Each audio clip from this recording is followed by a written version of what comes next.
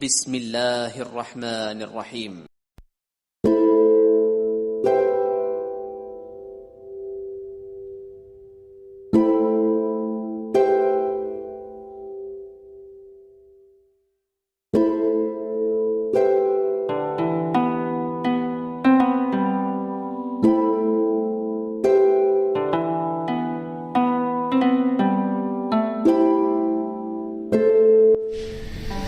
اچھا جی، کاشف صاحب کی والدہ 2 منتھ پہلے ان کی ڈیتھ ہوئی ہے، تو ہم کاشف صاحب سے کچھ ان کا ایکسپیرینس جو ہے وہ پوچھتے ہیں، آپ لوگوں کے ساتھ شیئر کرتے ہیں کہ لائف ود آؤٹ مدر اب ان کی کیسی ہے۔ تو کاشف صاحب بتائیں جی، لوگوں کے ساتھ شیئر کریں ایکسپیرینس اپنا کہ اب کیسی زندگی ہے اور پہلے ماں کے ساتھ کیسی زندگی تھی۔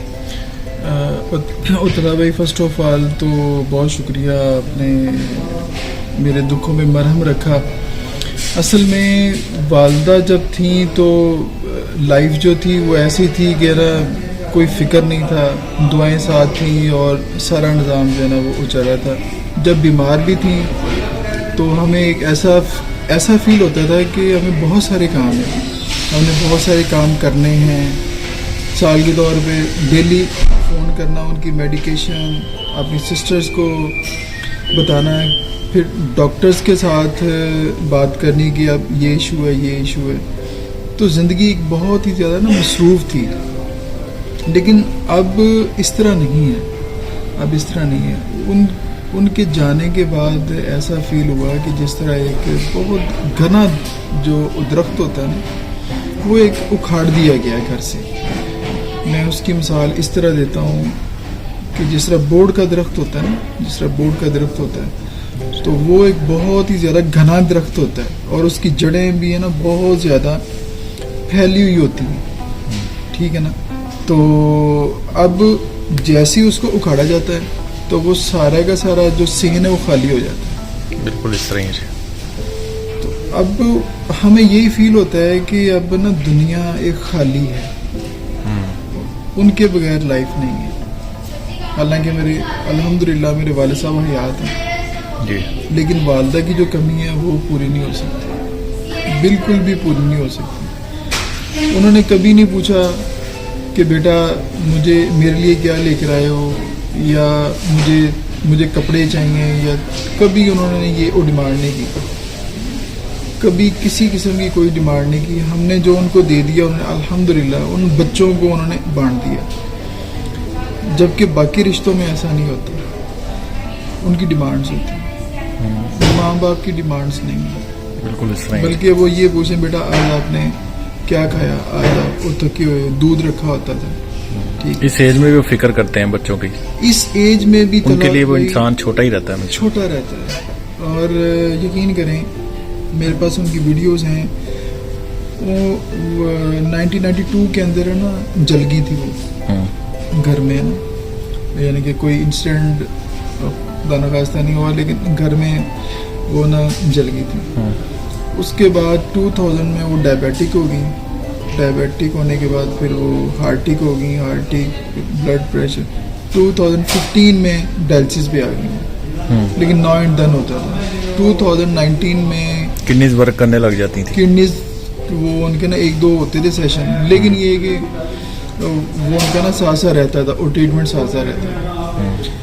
اصل میں جو ہمارا ایک مائنڈ ہے کہ وداؤٹ مدر جو ہے نا، اب اس طرح فیل ہوتا ہے کہ دنیا جہان کا کام ہی نہیں ہے، وہ جو سارے کام ان کے ساتھ ہی چلے گئے۔ ہاں، وہ سارے کے سارے کام ان کے ساتھ چلے گئے۔ میرے پاس اتنی بڑی فائل پڑی ہوئی ہے ان کی، جتنے بھی ڈاکٹرز ہیں ان کی پرسکرپشن دی چلے، میں وہ ساری دیکھ رہا ہوتا۔ اب باقی ہم نے کام کرنے، بچوں کے لیے کرنا ہے، لائف کے لیے کرنا ہے، لیکن جو ایک ہوتا ہے نا یار اصل مقصد وہ ان کی خدمت، تو یہ ہوتے ہیں چند سالوں کے لیے ہمارے پاس ہوتے ہیں، تو ہمیں چاہیے کہ ہمیں ان کی خدمت کریں، ان کے ساتھ اچھا کریں، اچھا برتاؤ کریں، ٹھیک ہے۔ تو ہمیں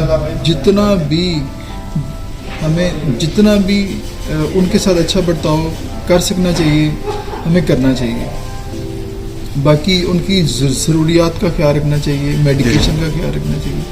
without mother life is nothing, यही आप बाकी सबको कहेंगे कि जब तक वो जिंदा है उनका ख्याल रखें. जब तक वो जिंदा हैं उस वक्त तक उनका ख्याल तो हमने फिजिकली रखना ही रखना है, लेकिन एक जो इम्पोर्टेंट मैं बात आपको बताने लगा, ये एहसास तब होगा जब हर किसी का पर्सनल एक्सपीरियंस होगा. उससे पहले शायद किसी को इतना एहसास होता है लेकिन इतना नहीं होगा.